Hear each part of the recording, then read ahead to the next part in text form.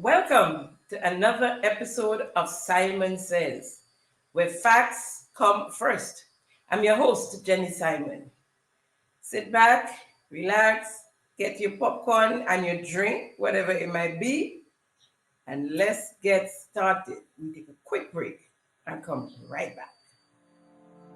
Thank you for tuning in to Simon Says.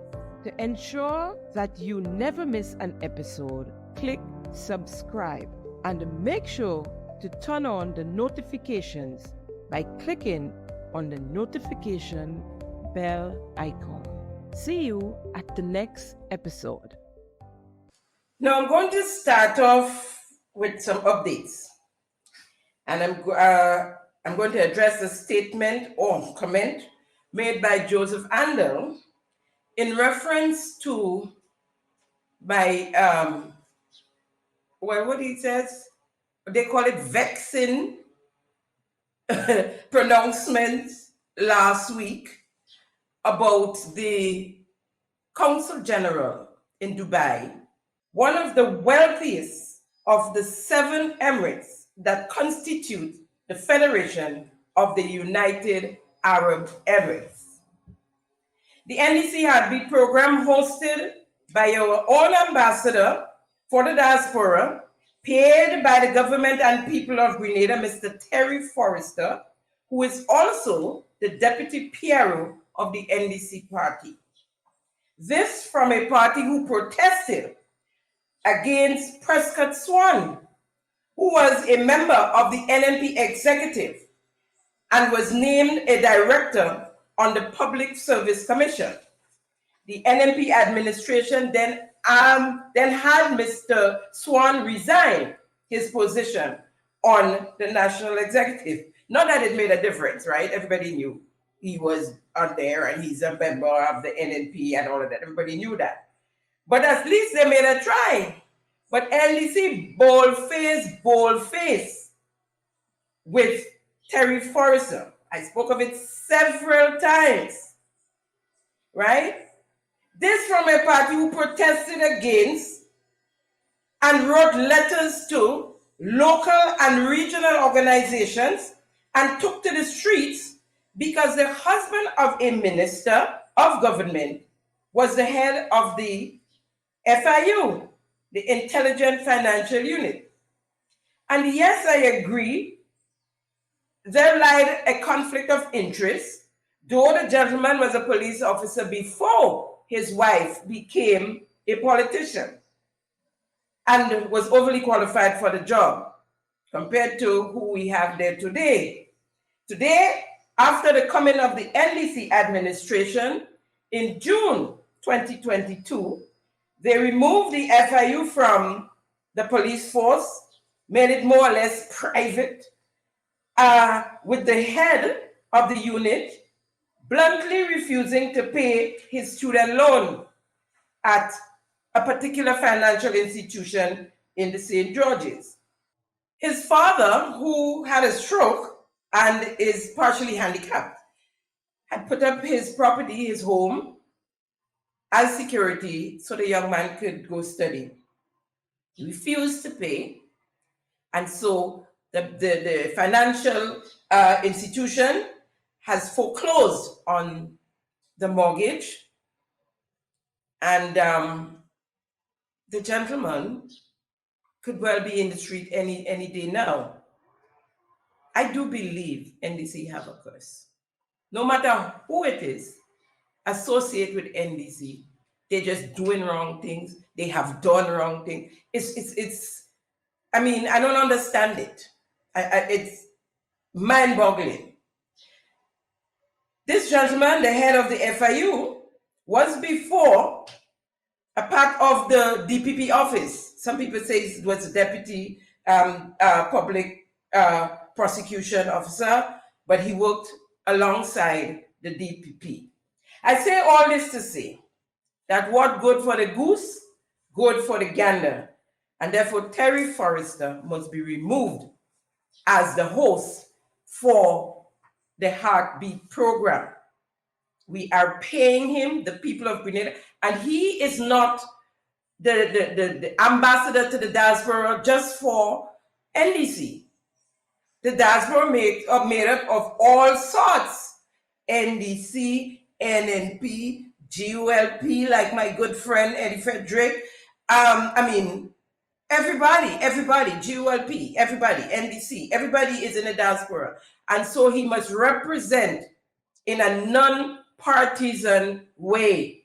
Now, as I mentioned, this is about Joseph Andel, Minister of Foreign Trade and Export Development, was the guest on the NDC Heartbeat program on Sunday, the 22nd September 2024, to rebut the revealing statements made by yours truly on last week's episode of Simon Says on the financial payments of the Consul General, Zia Azam Rahman. First, I have a couple of corrections to make. As you've heard, his name is Zia and not Zaya. And he is not an ambassador, but he's a consul general. Dubai has a consulate and not an embassy, which in fact actually adds insult to injury, because ambassadors receive a higher salary, well, supposed to, with NDC anything is possible, a higher salary than a consulate, right? So before I continue, let me share with you a clip of Joseph Andel being interviewed by Terry Forrester, our ambassador to the diaspora, that we the people are paying, who is the host of the NDC Heartbeat political program. Here is Mr. Andel. Let me go right into the vexing matter of statements being made by a particular media host, and she has made some rather disparaging remarks regarding our Consul General based out in Dubai, Mr. Zia Rahman. Do you wish to bring some clarity and understanding to this unfortunate, vexing matter? Sure, I will. Now, regarding the so-called vexing matter, Terry, it is almost laughable, except that some innocent people might be taken in. The question of the salary, the remuneration package of diplomatic personnel and people who work at our diplomatic missions abroad is not a secret, neither should it be one. Anyone said enough can simply go to the estimates of revenue and expenditure, and all of that is readily available. So nobody has discovered anything nefarious, all right?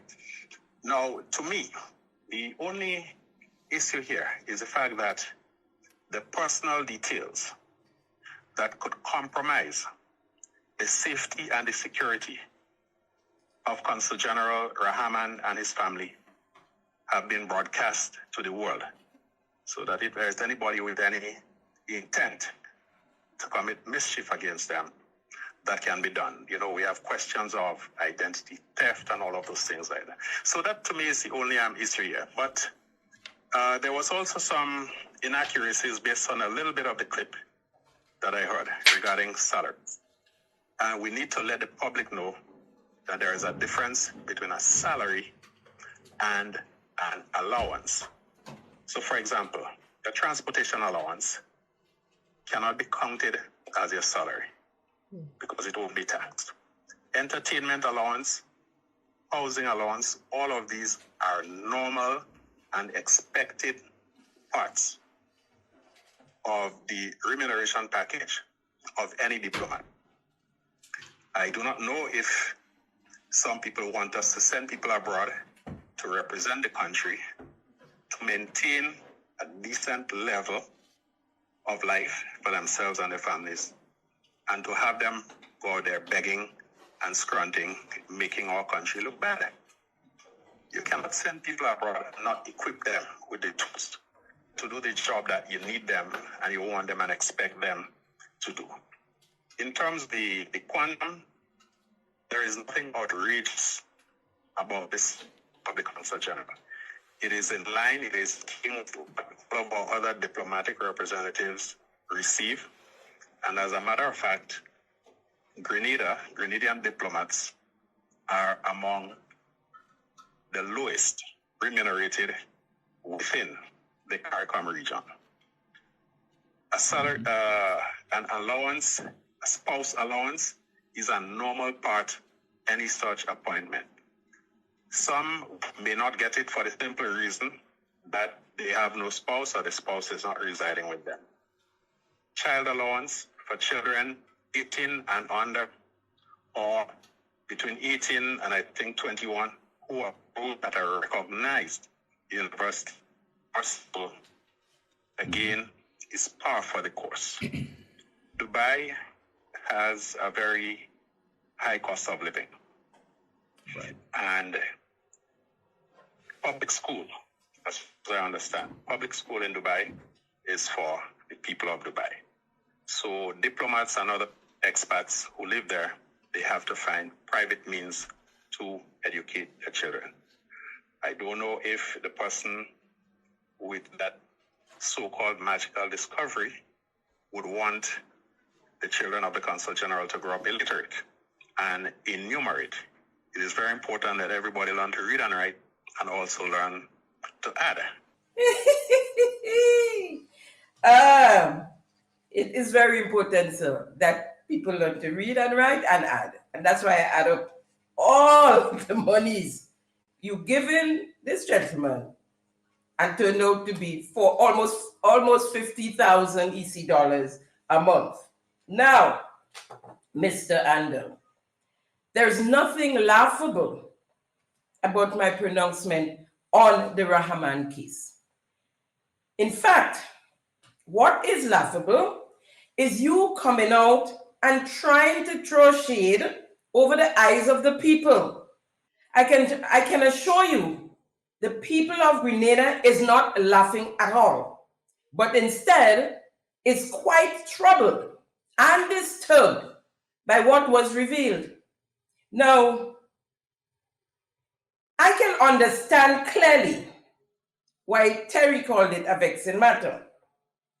Now, here's the definition of secret, Mr. Andel. Not know or seen are not meant to be known by others. So you said it's not a secret. This is the definition of secret. Not know or seen are not meant to be known by others. Now let's go to the recurrent expenditure estimates 2024, where you sent us to look. Whereas you said the information is ready and available. Here is what we meet up. Look on the screen. Folks, draw your attention to the highlighted area, right? The amount there in the column, it says, in the 2024 column, it says $832,196. $832,196. Now that is the total amount given to Dubai in the 2020, the Dubai consulate in the 2024 budget. Now, Mr. Andel, you are laughable. What we have here is the expenditure estimates as a consolidated amount for the consulate in Dubai. No breakdown. What I gave was a breakdown. So sending us to the budget, it doesn't help. And you not fooling no one. What is readily available, Mr. Andel, is the consolidated amount. You said it's ready and available. Here is what I have available, Mr. Andel. A breakdown of the compensation package of Mr. Zia Azam Rahman, the Consul General of the Consulate of Dubai. I hear you, Mr. Andel, that there is a difference between a salary and an allowance, but there is no inaccuracy in what I said.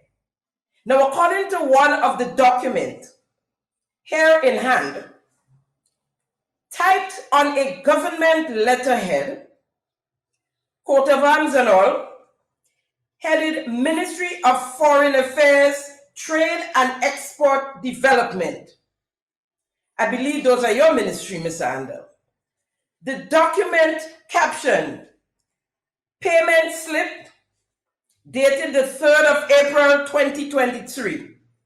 Employee name Zia Rahman. Pay period the 1st to the 15th of April. So that is the bi-monthly thing y'all have going on there. Destination, Consul General, Dubai, UAE. Now the document has 4 columns. The first column is headed Earnings. Earnings, EARNINGS. Now under earnings is basic salary, overseas allowances, spouse allowances, child allowance, and a total on the earnings. The total that I gave. Now, the school fees is not added in that. I'll come to the school fees later. Entertainment allowance. All of that is on the earnings. A total of $8,695.44 bi-monthly. So that is for the first half of the month. Now remember, we have to multiply that by 2. And so we get $17,390.88. How are you doing for the adding, Mr. Andel? How are you doing? How are you doing for the adding? I find I'm doing good. I'm taking the classes that Orlando got for me. They're doing well. Now, remember, I told you those were under the heading earnings. It didn't say salaries here and allowances here. One heading, earnings. Let's hear the meaning of earnings. According to the vocabulary.com, earnings are the amount of money you make from doing a job. The amount of money you make from doing a job. And so that is the amount of money Mr. Zia Rahman is making bi-monthly, and of course the total monthly. That is the amount. Coming from your ministry, coming from you, Mr. Andel. That is the amount. It didn't tell me separate it. It came from you, and that's where I got the total from. So I just and used it. Okay? So you said I broadcast his earnings to the world. Is his earnings a security risk? If that is so, then I accept that, and I do apologize. But you said it's not a secret, and you sent us to the budget 2024 budget to look it up.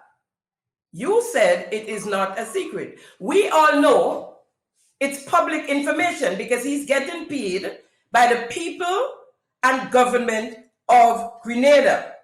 I spoke of his penthouse rental and the amount, which is $18,188.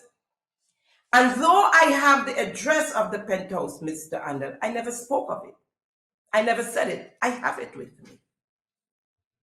I just said he was living in a penthouse. He could live in a regular apartment, but he's living in a penthouse. But anyway, he's on the level of the Prime Minister when it comes to rental. But if you go online on your website, Mr. Rahman should be there because he is a public figure once he accepted the instruments from the Governor General of being a Consul General, right? When he received his instruments, that was broadcast to the world. Everything, his name, he in person was there. And then he spoke of identity theft. Identity theft, Mr. Andel?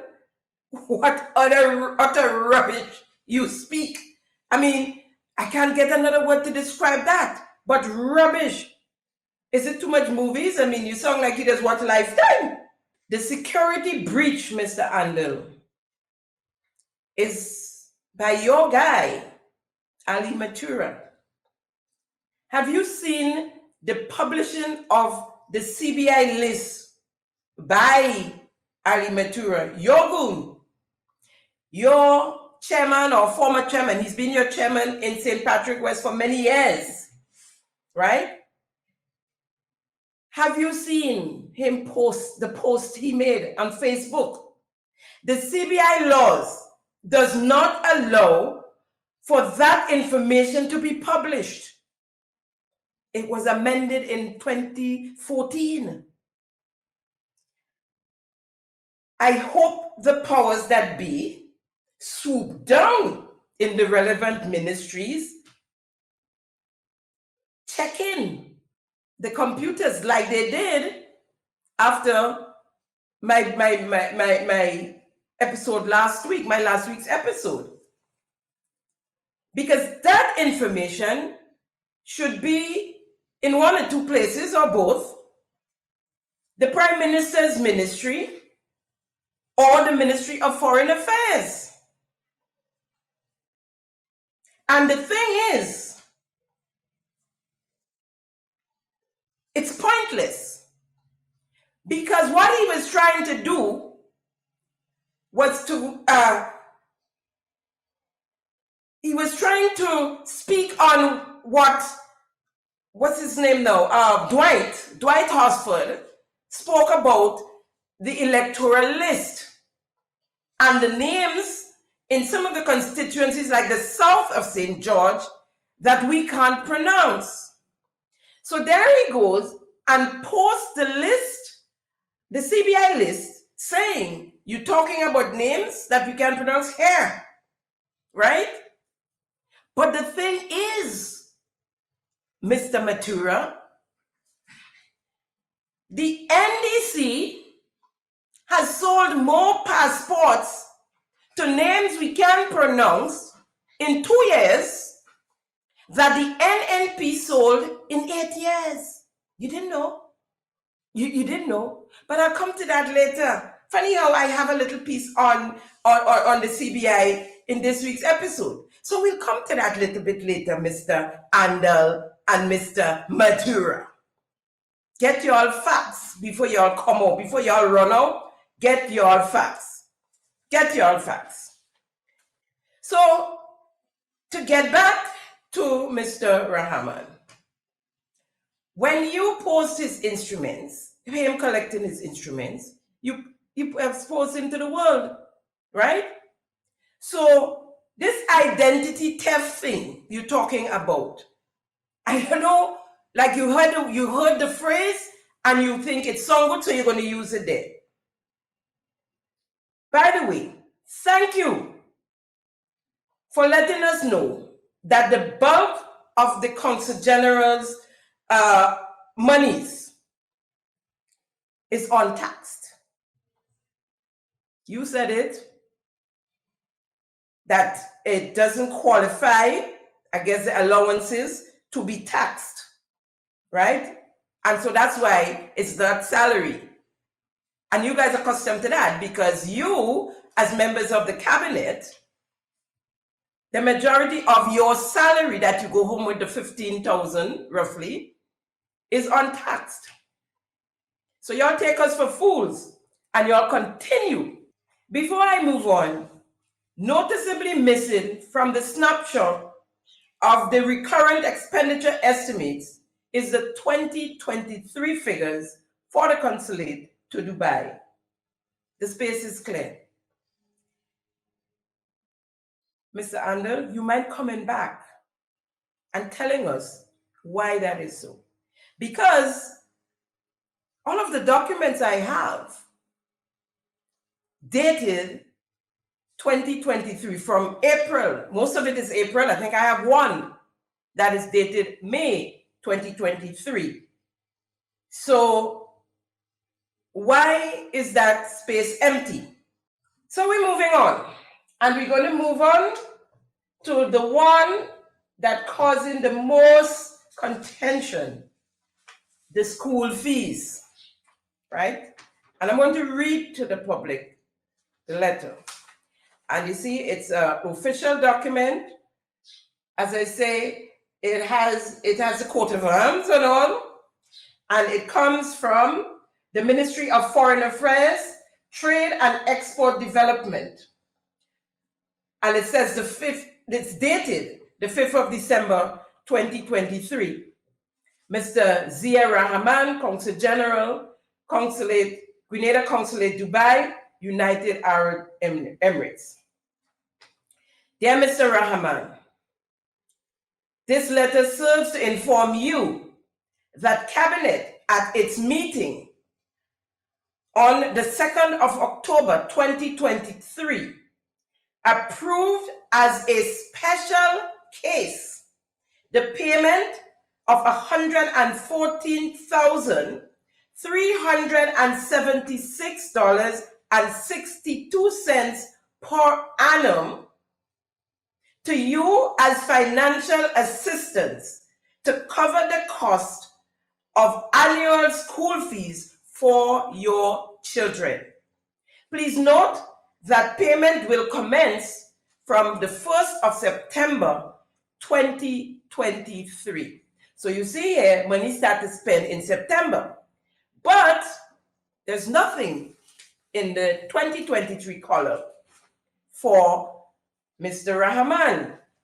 Now, so what I gave you there was the ballpoint figure, right? The total amount per annum. Per month, Mr. Rahman is receiving $9,531,385 per month for his kids. So when you add up everything that was under earnings and you add the school fees, we get a total of $45,110.26, which when multiplied by 12 equals to $543.18, my folks. $500,000 plus. My Simon says, family, friends, and well-wishers, Grenada, Carriacou, and PT Martinique, and the diaspora at large. The entire trade budget for 2024 is $4,186,502.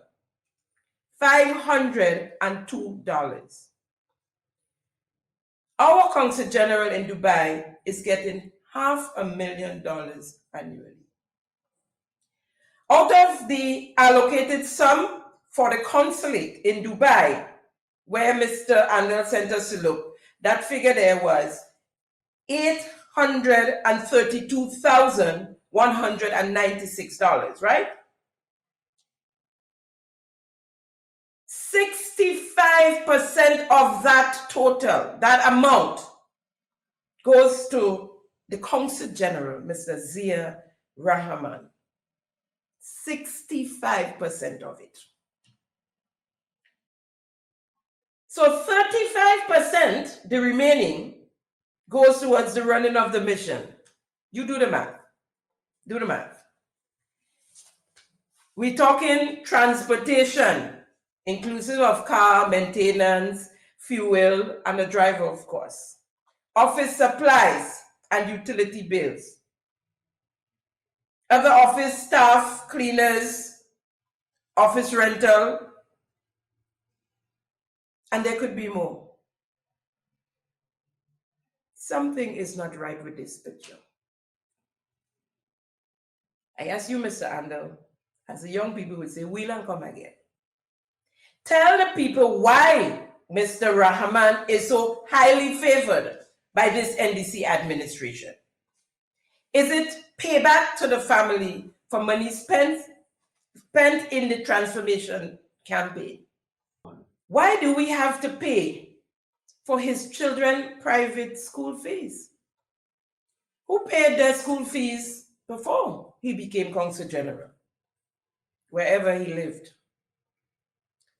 If we couldn't afford Mr. Rahman, why couldn't we appoint someone else, Mr. Andel? We have 10,000 folks, $10,189.38 for overseas allowance, his overseas allowance monthly, separate from his salary. Let me say that before Mr. Andel come back and say it's separate, right? Separate from his salary, $10,189.38 for overseas allowance, whatever that is, right? Well, we know the children's school fees, a whole $9,531.38. And our nation's children eating bread for lunch these days at school because the government can't afford to keep up with the school feeding program. If it ain't broken, don't fix it. The parents was paying a dollar, a day. Good. No problem. Some people were paying $2. I understand some parents even gave a $5, the one that can afford it. The ones that can afford it, right? And the school feeding program, for the most part, was going real good. Even teachers, I understand, paid the money. Most of them gave a $5 and ate out of the lunch at school.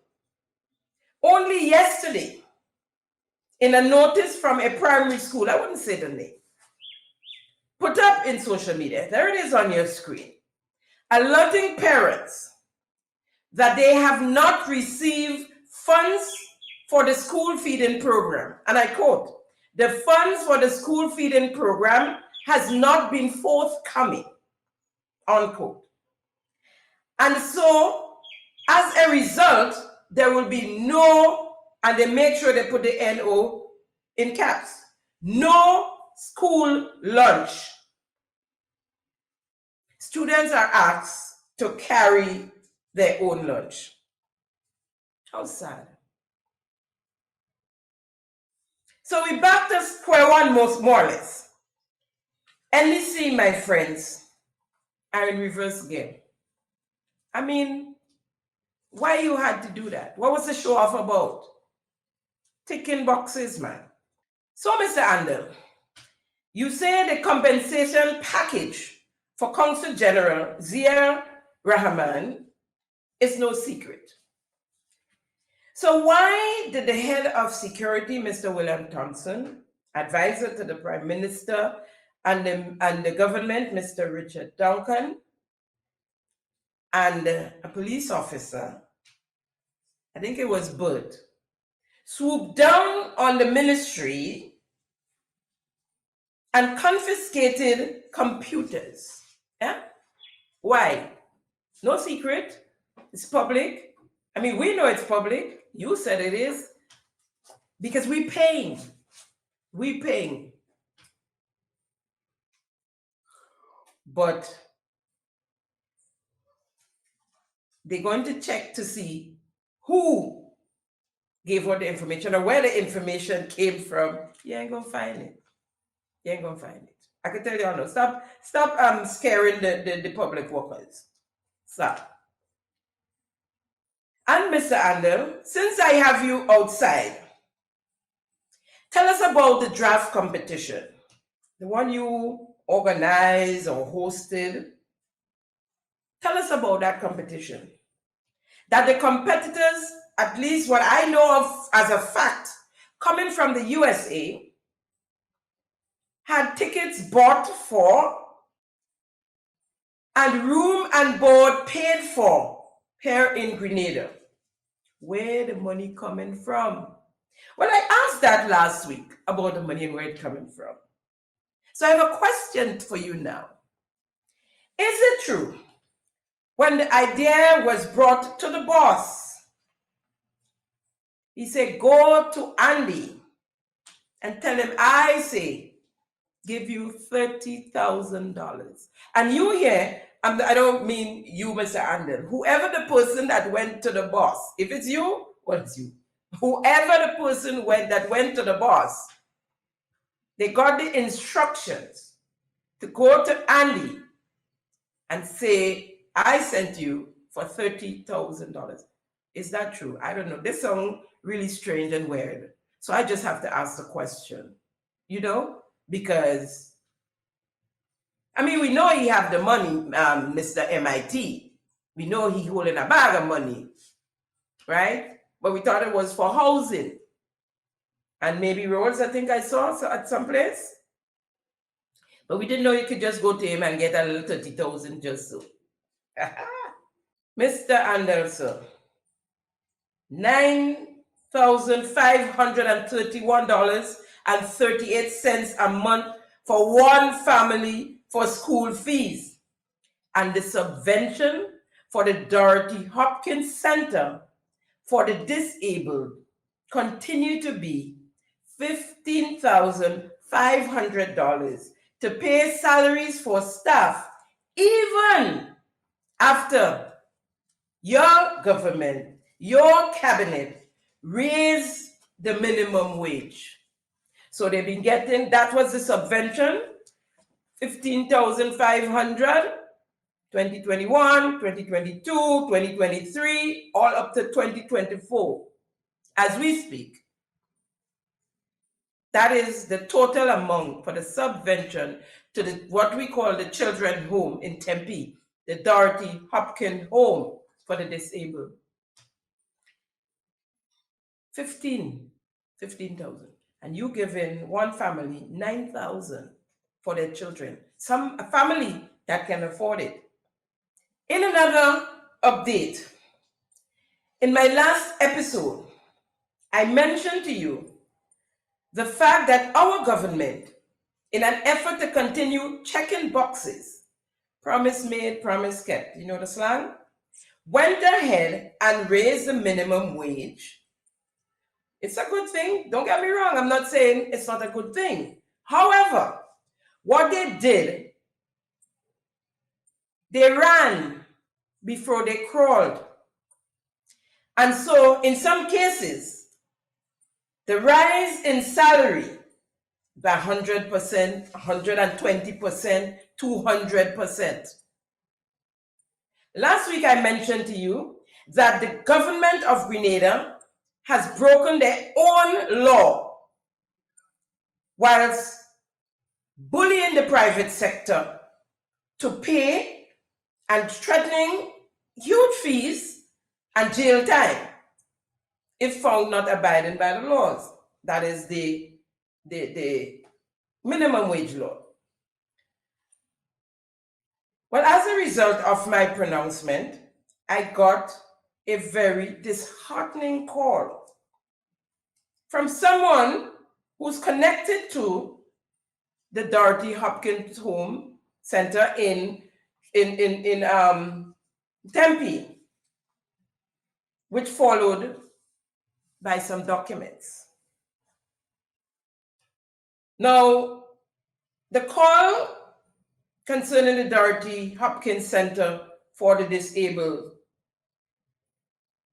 there in Tempe, as I said, was very disheartening because what I was told, since the subvention remained at $15,500, and even after several calls and several letters of correspondence to the powers that be, the Ministry of Social Development, the subvention remained the same to date.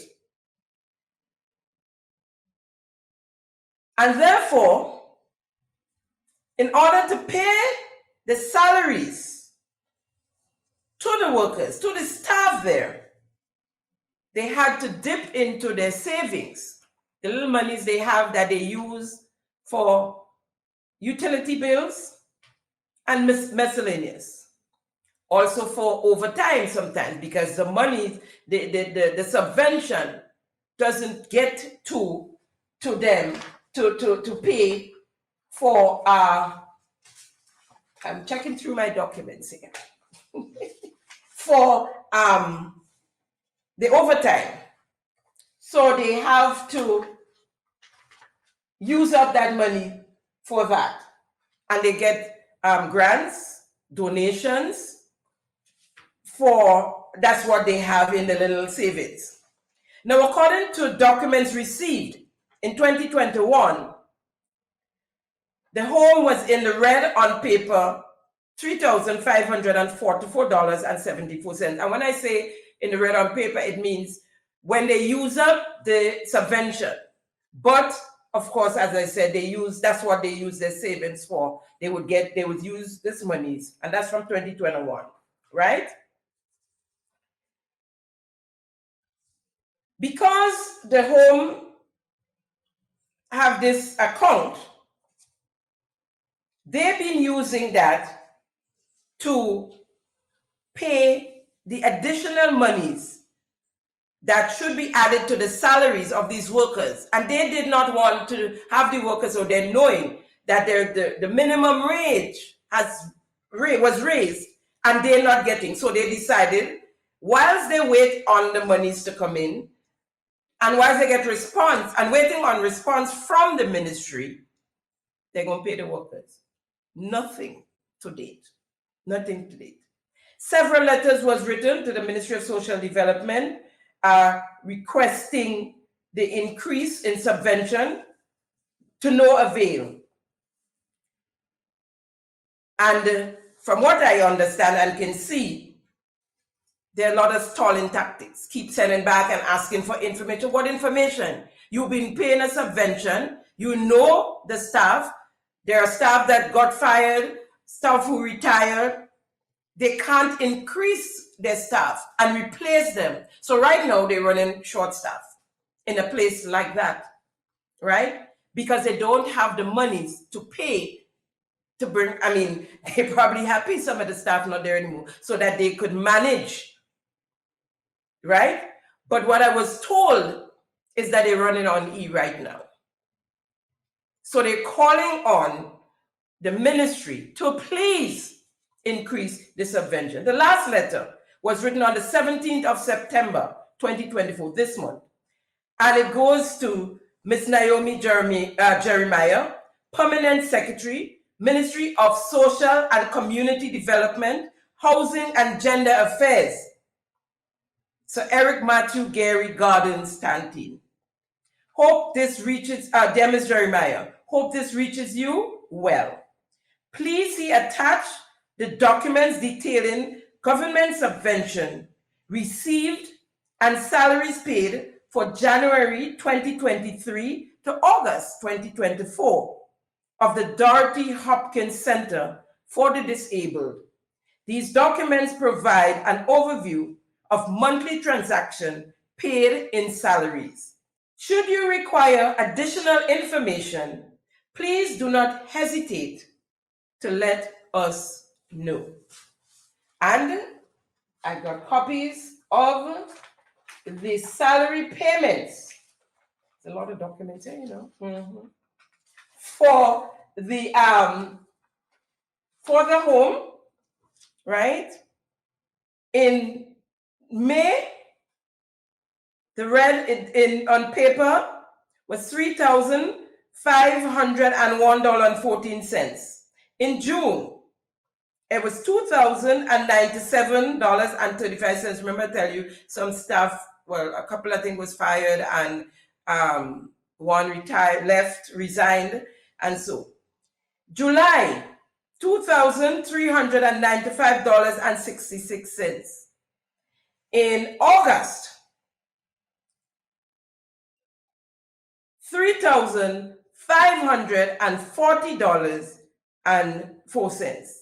So it's rising, the amount in red, right?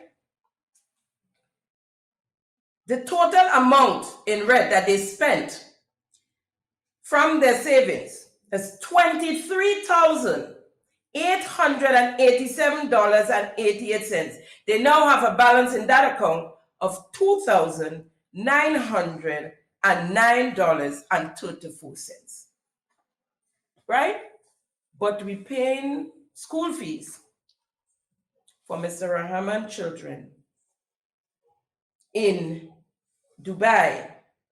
Letters was written in January 2024, April 2024, and July 2024 to the Ministry of Social Development, where Gloria Thomas is the minister responsible. The permanent secretary is Miss Naomi Jeremiah, right? Now, remember, they still have utility bills to pay.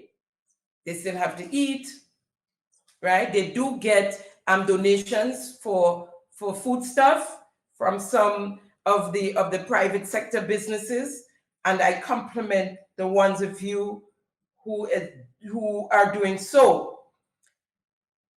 At the moment, they are short-staffed. Persons have resigned, as I said. Persons was fired, and they can't replace them. So that increases their overtime in some instances. The manager had resigned, so they have been operating with an assistant manager. In some instances, salaries went up from $800 to $1,400, obeying the minimum wage laws. Whilst the workers at the Dorothy Hopkins Center for the Disabled are on the brink of reverting to their old salaries, the old minimum wage, or resigning from their jobs, Grenada is paying $9,531.38 per month as financial assistance to cover the cost of school fees for the children of Consul General Zia Rahman in Dubai. All you good with? NDC, take with. We take a quick break and come right back. Thank you for tuning in to Simon Says. To ensure that you never miss an episode, click subscribe and make sure to turn on the notifications by clicking on the notification bell icon. See you at the next episode. Folks, I want to draw your attention back to the supplemental budget for a moment. The normal budget cycle is budget read out in December to be implemented between January to March. Beryl came on the 1st of July 2024. The supplemental should have been an emergency, and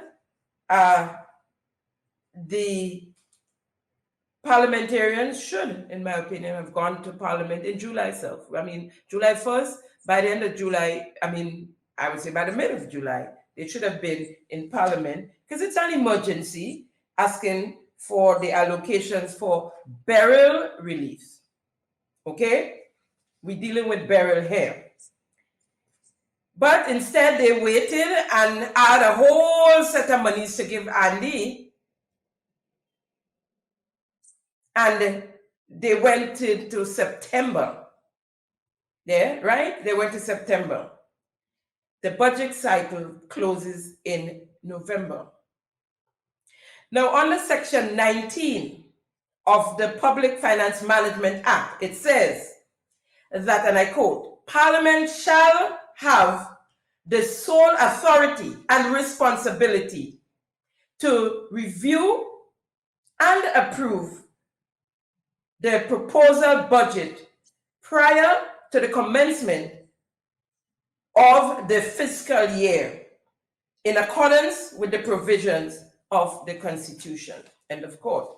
This means that the budget should be dealt with prior to the beginning of any new year, right? In January. And so it's expected that the budget is dealt with, and I'm talking about the 2025 budget, prior to January. Now, there's a budget calendar in the regulations. It is a part of the law, and ordinarily, the government should follow the law, right? Also, we would think. So by now, as we're in the month of September, we should be already having budget consultation. A number of those should have been already been done.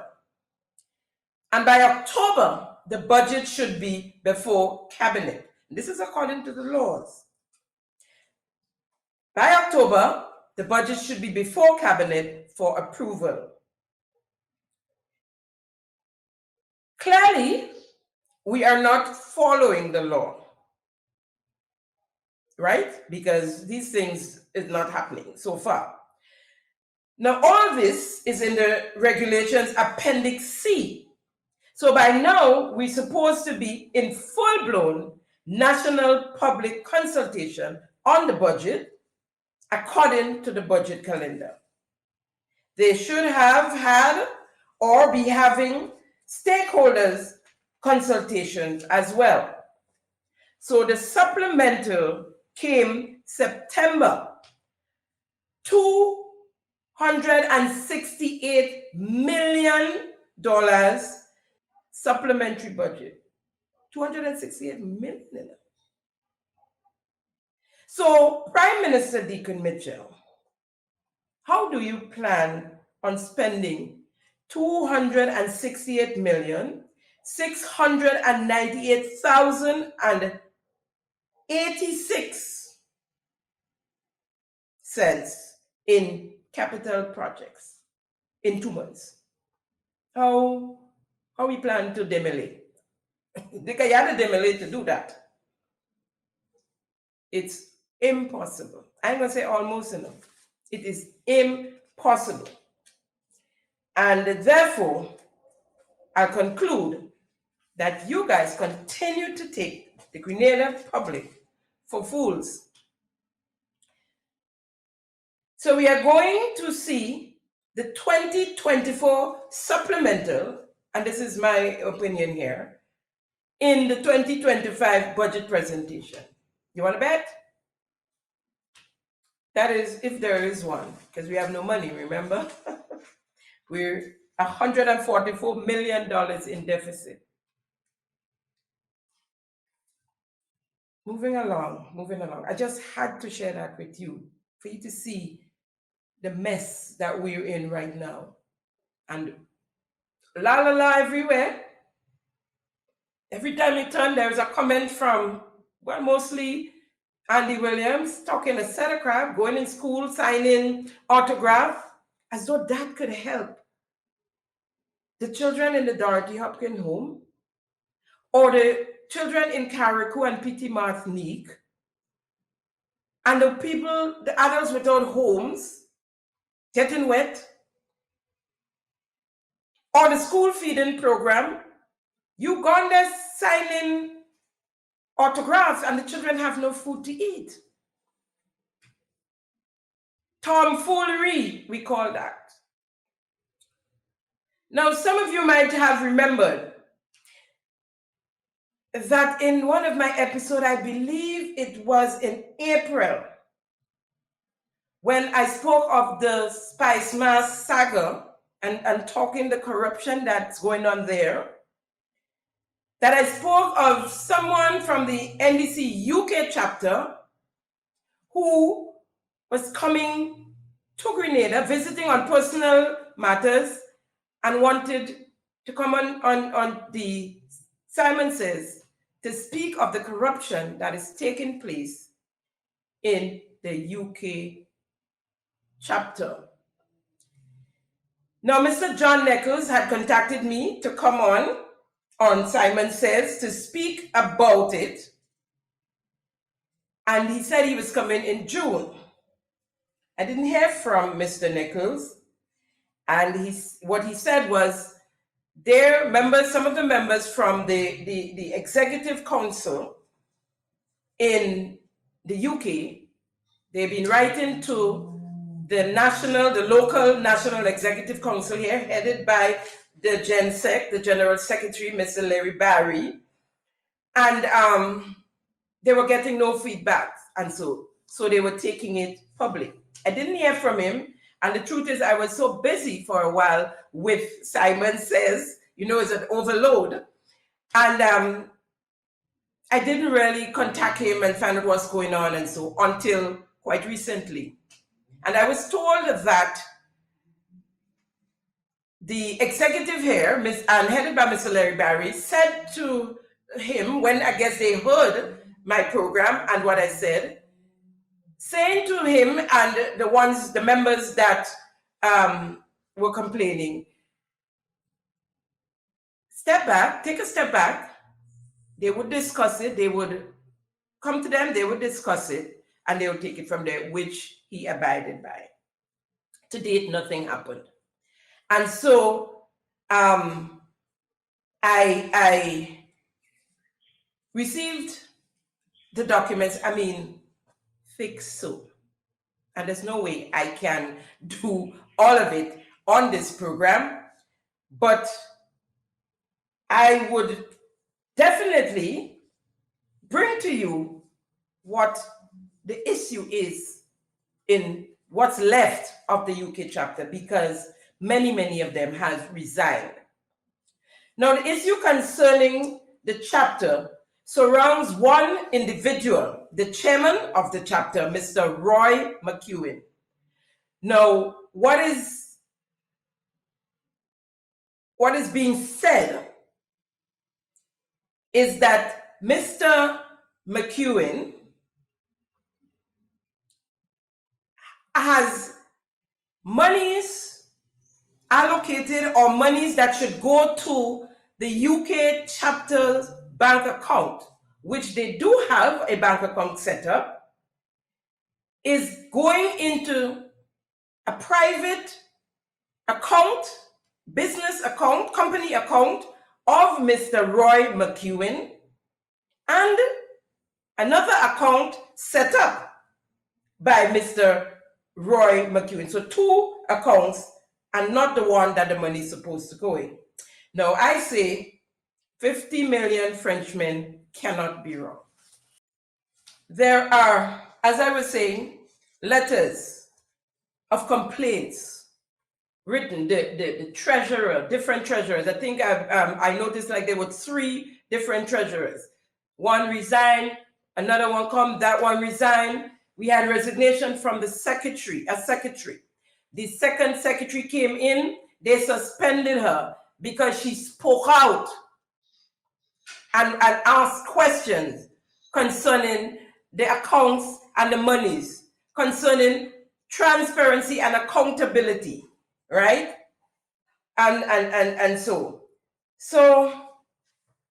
I think what I would do is read to you what is basically I called a summary of what took place over the months, right, since the chapter was established. Now, there were letters written to separate members besides Mr. Larry Barry. We had to the chairman, to the deputy chairman. We had they had contacted the former General Secretary, Mr. Glenn Noel. Letters were written and copied to the chairman, the prime minister. And they've all been ignored. And this whole thing took me right back to former Senator and Minister Jonathan Lacrette. You report, you speak of the ills, and you get fired. and the persons involved or person or individual involved remains on board, right? I mean, it is a mirror of what happened with Jonathan Lacrette. Now, on the 6th of April 2022, the formation of the chapter was established on an interim level to attain the membership to officially formalize the chapter. Roy McEwen, Chair; John Nichols, Deputy Chair; Francis Nichols, Treasurer; Alex Alexander, Secretary; Glenn Jeremiah, Public Relations Officer. Following several members meeting discussing the chapter's registration, two approach was highlighted for the chapter under UK jurisdiction. The chairman's view was that the chapter would be registered as a political arm of the NDC, taking direct instructions from Larry Barry, NDC General Secretary, whilst the majority of the executive board wanted the chapter to function autonomously as an overseas group with its own bylaws/constitution, whilst abiding to the constitution of the National Democratic Congress Constitution. As a direct result of the stance taken by the chairman, majority of the executive board requested a conference with the General Secretary for clarification to allow the chapter moving forward with one consensus. John and I, which is Francis Nichols, suggested the chapter would significantly benefit from its own bylaws/constitution, compatible with the NDC chapter, allowing a greater degree of control, transparency, and accountability between the executive board and its membership. As we identify at an early stage, the style of the chairman in governing the chapter's business was one of dictatorship rather than a democracy, creating the illusion our views don't matter.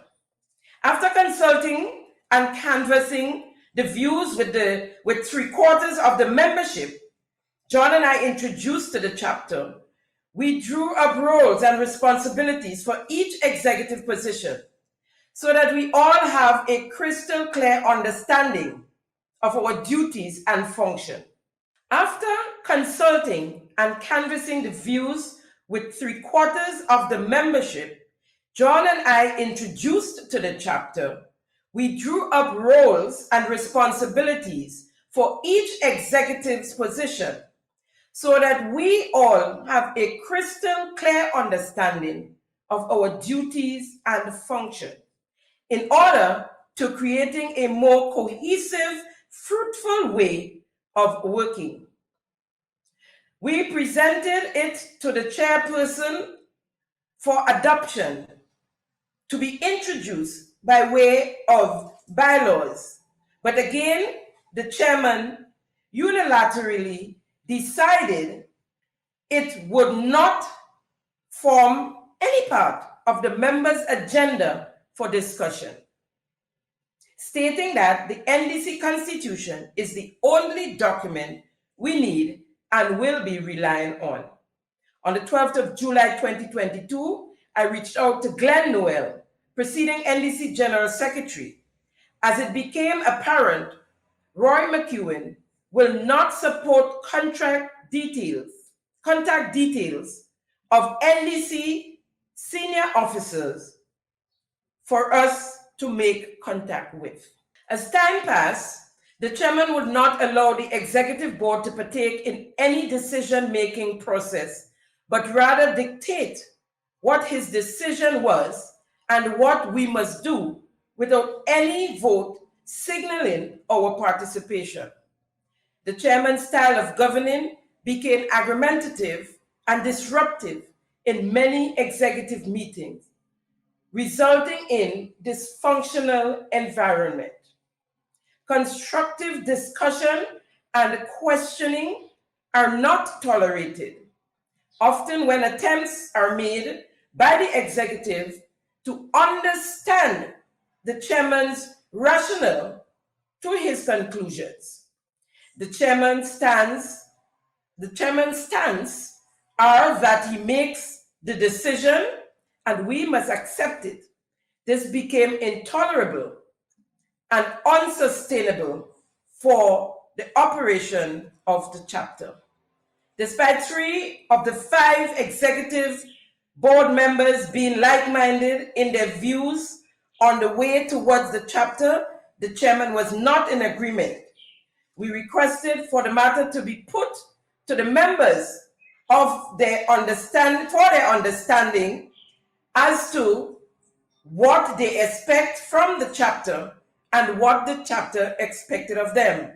The chairperson categorically refused, and this became a serious bone of contention for us. And it highlighted to us the manner in which the chairman, moving forward, intends to conduct the chapter's business. The issues relating to the registration of the chapter persist to date. UK company law mandates the chapter must be registered either as a community organization or political organization.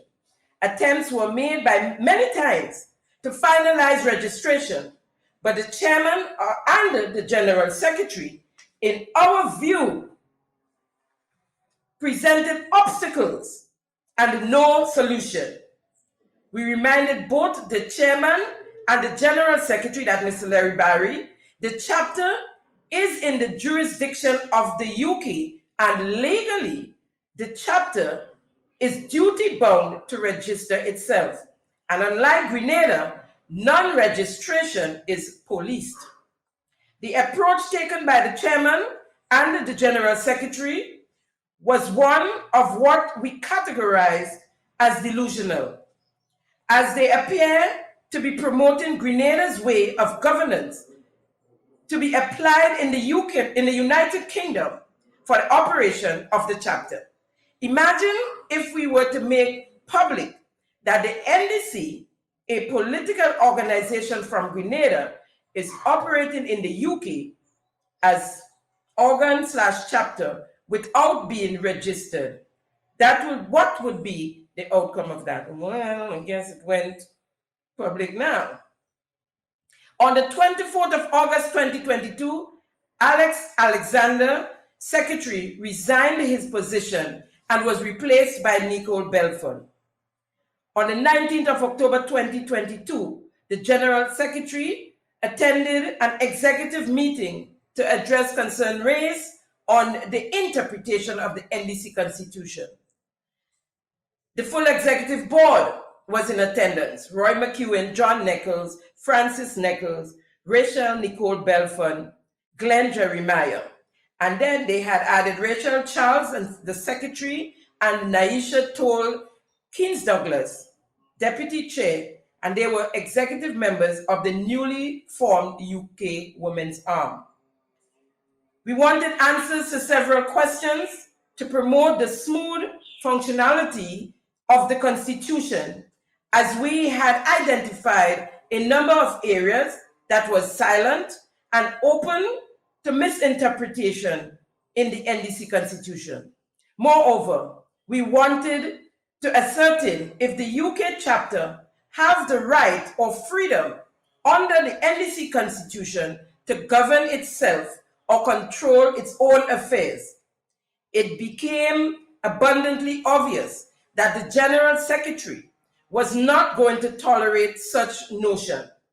But more alarming, he came to the meeting to support Roy McEwen's views, regardless of how the rest of the executive felt. Needless to say, we came away from that meeting more confused than ever. The General Secretary convoluted answers demonstrated its inability to fully articulate the correct understanding of the NDC Constitution, which made it difficult to follow. the General Secretary would embellish his understanding and what he believes the Constitution say, rather than what the Constitution actually stated. He often stated as a response, it's the spirit of the Constitution, or the Constitution is silent. Citing as an explanation when stuck for a response. We were left very dissatisfied and perplexed with his knowledge and understanding of the NDC Constitution. He would often treat us like children and took John and I questions as if we were challenging his authority. Mr. Larry Barry portrayed himself as an expert in the constitutional affairs of the NDC. But when we pointed out he was wrong in his interpretation in certain areas of the Constitution, he took that as an attack on his position as the General Secretary of the NDC. Folks, both of these gentlemen are legal-minded, with LLB behind their names. Now, had the General Secretary made any attempt to inquire from the executive if they had knowledge or experience in the operations or organization structures, he would have realized many of us have experience. John and I in particular has vast experience working with employers, charities, voluntary organization, and the legal field, which gives us a greater understanding of how to follow, interpret, and understand the rules of the Constitution and organization structures. Moreover, addressing organization structures / constitution is the norm in the UK. In preparation for our meeting with the current General Secretary, we had reached out to the previous General Secretary, Glenn Noel, to ascertain and certify if the approach advanced by us was indeed correct. He confirmed on July 22nd, 2022, we are correct in our understanding of the NDC Constitution, that the chapter can operate autonomously, subject to the agreement of its membership and functions with the NDC Constitution. In our opinion, the General Secretary seems to be a talker and not someone of action. This is how he is known to most of the members of the UK chapter. Please note, this is not a personal attack on the General Secretary, but rather some of the matters observed.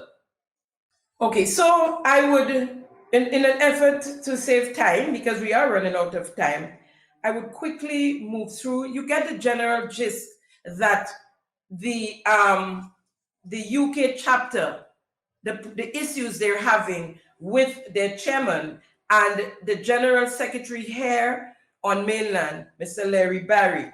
Now, on the 8th of December 2022, John and Francis Nichols resigned as Deputy Chair and Treasurer.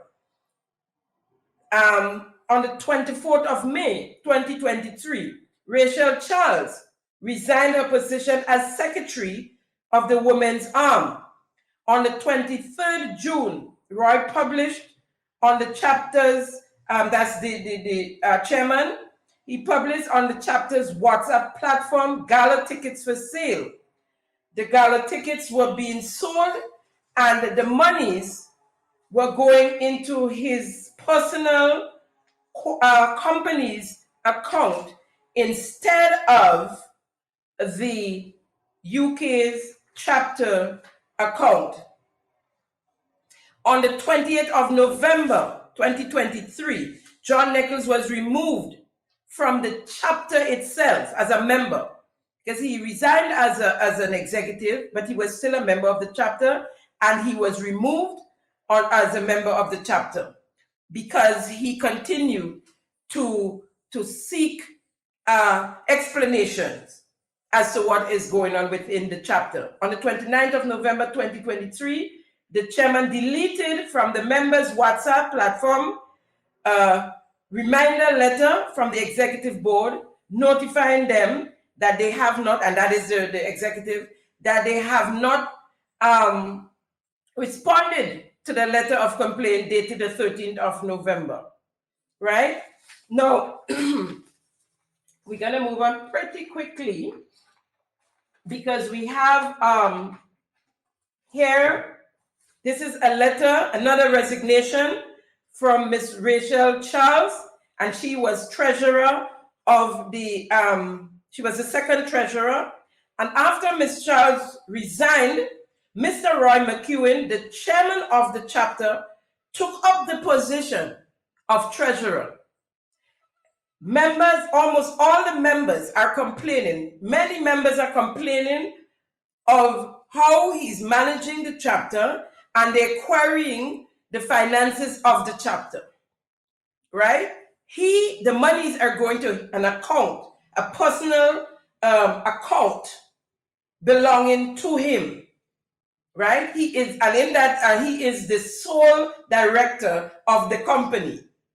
And then he makes himself treasurer of the chapter. So he is treasurer and chairman of the chapter. And then we have here another letter, and it's written, "Reconcerns of transparency and accountability. I am writing to you in my capacity as a member, an ordinary member of the UK chapter, to raise concerns brought to my attention and various members relating to the chapter's function at the UK Gala. In raising joint concerns, please note, this is not a personal attack on any member of the executive board, but rather an exercise in transparency and accountability. Any reasonable organization will welcome to refute. The UK NDC chapter is provided a function in the diaspora, and it is accountable to its membership." And then we have here a letter to Mr. Terry Forrester. And it says, "Further to our discussion on the 11th of the 9th month 2023 regarding concerns raised surrounding monies currently being received from NDC membership, members of the public, I can be confirmed by the way of the evidence listed below for information and investigation." And it says here, "Why did the executive board allow it's T," and they keep, this one here has it wrong, TKIC, they made a typo here, right? TKIC Limited, which is the company of Mr. Roy McEwen. So it's TKIC Limited, right? So why did the executive board allow TKIC Limited to collect money on behalf of the NDC chapter? This process has many implications, and a number of NDC members have contacted me raising concerns. So I'll move on. The general the general consensus, right? This here is a letter, and another one, read the transparency and accountability. And it says here, for example, and this is the last paragraph in this letter, a 3-page. There's the last paragraph on the first page. "It was noted for a time when the UK Gala tickets were first published online, payment was directed to allegedly received by the company established in 2017 or thereabout by the chairman of the NDC UK chapter, Mr. Roy McEwen, and the name of TKIC Limited instead of the same being paid directly to the official bank account of the NDC UK chapter. Thereafter directed payments of the sale of tickets income for the Prime Minister's UK Gala was now being paid online to another named UK Gala 473. And that's another account set up by the chairman of the account. Now this here is a receipt from Miss Laura Trevelyan. Remember that name? The lady who came to deal with the reparations? Now, she bought 12 tickets as a donation to give out, totaling $1,679 pounds, 1,679 pounds, right? And 4 pence. And she was skeptical about why she had to deposit to this company, this TKIC Limited company. And so she made sure and forwarded a receipt to one of the members of the chapter. And this here is her receipt, a 2-page, right? 12 tickets she bought. Miss Laura Trevelyan. Folks, they suspended the secretary after she asked questions. We had letters written to Mr. Randall Robinson. I mean, it was just more than one to the deputy chairman of the party. And you just name it, official complaints after official complaints, suspension of members. Over a year now, members were suspended by the general secretary and the chairman of the branch, and nothing, no meetings, nothing, and rack up a pile of false allegations against some of the members when they suspend them, just to get them away from speaking about accountability and transparency. Some of you might have known the Prime Minister is away on government business. He left to attend the 79th session of the United Nations General Assembly, hosted in New York. The delegation includes, and I'm quoting here, Minister of Foreign Affairs, Trade and Export Development Joseph Andel, other ambassadors and government officials. The photographer was there. The other officials, I imagine, the press secretary, his personal assistant, I saw them there. A big delegation left here and traveled first class to New York, while our school feeding program is on a halt. So the photographer, his photographer, it's like his American Express, don't leave home without him, and whom we learned there whilst in Washington, been introduced by the Ambassador Tally Francis, that the photographer is the assistant press secretary. I mean, look at the clip and you see for yourself the shock and the surprise on Minister Andel's face. He took a double take.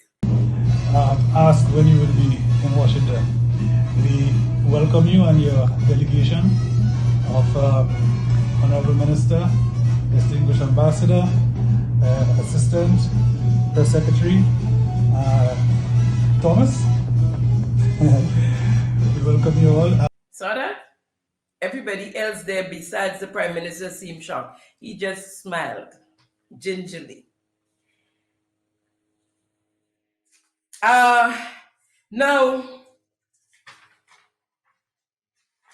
even though I don't understand the assistant press secretary bit, because the press secretary herself was or is on that trip. She's a part of the delegation. Whilst in Washington, D.C., as was advertised, the Prime Minister and some of his delegation held a town hall meeting. Here are photos of what took place there. Now, I have been telling you, guys, the ground is shifting.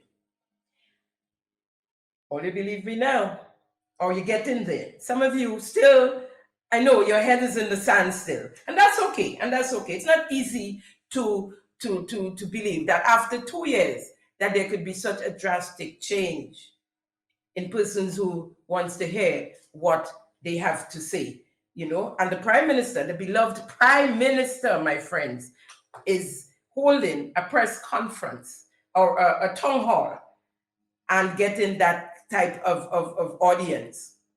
Folks, the writing is on the wall, and no wonder We have the defenders of the administration behaving like they have rabies. Here are back-to-back clips of Mr. Kemp Jones.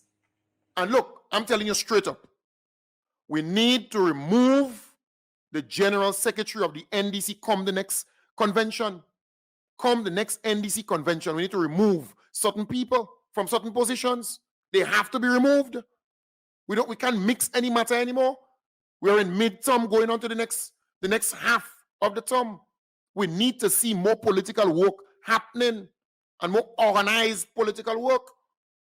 Come the next General Council and convention, we need to remove, well, I think by that time, the General Secretary and others would just back off, would just resign. They won't wait for them to be removed. No, I don't think they're going to wait. They're going to just resign. Or some of these people, we need to remove some of these people. They need to be removed. I'm telling you, we can't mix any matter. We need to organize ourselves to put the right people in those positions so that the party can become more organized, so that the party can do what it's supposed to do in going forward. So a lot of these people need to be removed. You hear me? This is no joke. So come the next convention, we need to see some of these people in the back room. Everybody, they just want position. Just position. What you doing with the position? A lot of old fluffy, nice talk. When you see them on interview, a lot of nice talk. Ask them what they're really doing. Nonsense. Sweet talk, nice talk. We need to get the executive within the NDC, a national executive who could do the damn work, who could get the work done, who could do the political work, who could organize the party, who could organize the different constituencies, who could make things happen. We need to get that in check. That's very, very important. We cannot continue like this. You hear me? Our beloved Prime Minister is trying. His popularity is high. His favorability is high. The government, they're performing. But the politics, the political work, we got to get the resources necessary to do the political work in the different constituencies. That's important. So come the next convention, we need to remove some of these people who are on the national executive. And we need to make sure that happens and get the right people in there to do the damn work. Because there are too much of people profiling only position you want to be doing. The General Secretary of the party is responsible for the organizing of the party. That's where the cell of the party lies. Don't fool yourself. The General Secretary and the Assistant General Secretary, that's their job. The chairman is just to chair those meetings, really, Yeah, to chair the meetings and make sure that it's organized properly. Now, when your own dog backing at you, things bad. Stop assuming the sole role of a manager as if you have arrived today. Ignoring your responsibility to defend your administration for fear that the bank comes calling on you after the elections should you resume your prior broke and desperate positions in the unemployed quadrant of life. A word to the wise is more than sufficient. You see, 26 months have already gone in the 60-month term of the sitting NDC administration. We all saw what happened to the so-called Bright Boys who formed whatever club they formed, an ambassadorial club, whatever club, because they were head honchos, man, around the 2008 to 2013 period. Learn from their various experiences. At the rate you all are going, pretending to be aloof, as if you reach where you're going, you are bound to self-destruct and get what you rightfully deserve, bringing the entire nation back. The mere fact that I have come out here and mentioning this should indicate to you that you are known. People know who you are. And the right people are looking at your conduct. Your current omissions have the potential to contribute to you returning to your once desperate situations. I would be sure to add you on the list of several failed so-called leaders who should be brought in a popular square and flogged publicly on a regular basis for actively helping to squander such a wonderful opportunity that the 23rd of June 2022 presented to all of this nation. Stop the mindlessness. Even some of you elected MPs and otherwise constituency leads, step it up. The National Nasty Party is in disarray. Now is the time to put your elbow to the grease, boots on ground, and get among your backsides together. I drop it as if it's hot each time because someone's opinion of me will never become my reality, and somebody's got to do it, and I chose to be the one. And is that? When I see how many of you operate, I am glad that I am and will always continue to be a Garyite who supports my friend and brother, Prime Minister Deacon Mitchell, to the max. Someone's opinion of you must never become your reality. Folks, that's the voice of desperation, the voice of a desperate man. And desperate people do desperate things. We have to pay attention to the rise in inflation and the government lack of food security for our people, which escalated after the passing of Hurricane Beryl.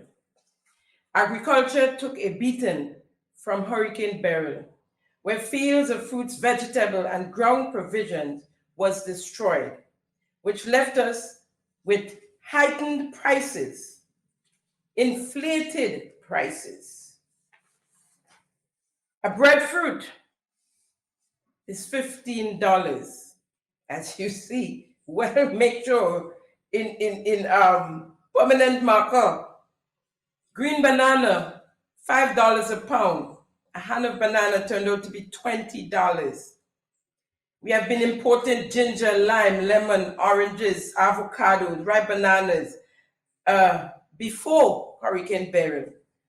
Dasheen, yams, sweet potatoes, all of those before Hurricane Beryl. Now it's worse. A gentleman told me he bought 3 potatoes at $10 a potato, $30 for 3 sweet potatoes. And all our Prime Minister can give us is black pepper.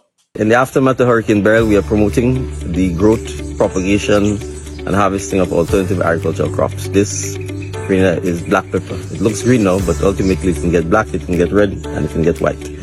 So farmers, young farmers, aspiring farmers, these are some of the things that we can grow in Grenada. This is at the Laura Hub and Spice Garden. You can come up and have a look. The ladies will bring you on a tour, share the knowledge with you so that we can start the youth in agriculture. Thank you.